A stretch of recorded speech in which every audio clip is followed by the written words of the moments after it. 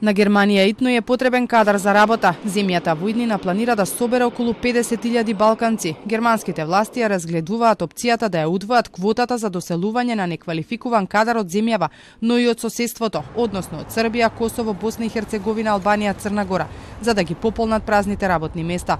Ова го пишува во предлог законот кој го има на увид германската новинска агенција ДПА.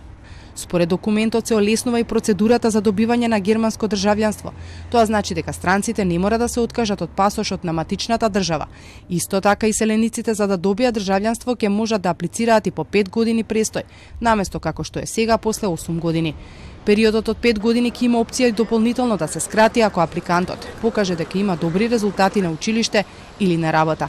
Ваквите олеснувања дополнително ќе ја испразнат државава, сметаат домашните стопанственици. Велат дека ова треба да биде аларм за владата да превземе нешто и да се обиде да ги задржи работниците тука, особено младите. Така да ова иницијатива се надева ќе значи аларм за владата да се зема мерка да го заштити да ја заштити постоечката работна сила во државата, која толку ни е потребна. Значи не губи само бизнисот работна сила, губи и државата, економијата, потрошувачка. Дали е точна? Може би, ама тоа не значи дека ние треба да се откажеме. Во измените кои планира да ги направи Германија влегува и така наречената карта за шанса за барање на работа. Со ова луѓето поедноставно ќе се доселат во Германија и на лице место ќе можат да бараат работа. Оваа карта за шанса најверојатно ќе се доделува според нов систем на бодирање, на секој кој ќе собере 6 поени.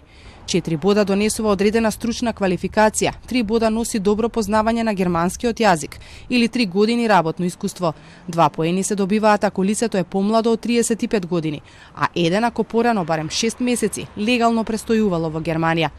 Според проценките во Германија недостасуваат 400.000 луѓе годишно за да може да функционира економијата, здравството и негата на стари лица.